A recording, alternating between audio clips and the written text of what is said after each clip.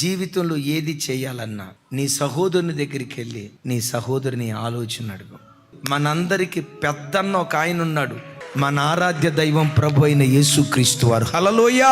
కొంతమంది చూడండి, వాళ్ళకి ఏదన్నా ఆలోచన కావాలనుకోండి, ఆ ఊర్లో ఉన్న కుల పెద్దల దగ్గరికి వెళ్తారు. వెళ్ళామనుకోండి, అది గమనించండి, అది ఆ లోపల పెట్టి ఇట్లా లాగి పెడతాడు. అంటాడు, ఎప్పుడొచ్చాయా, ఏం చేయాలి, బాగాయా.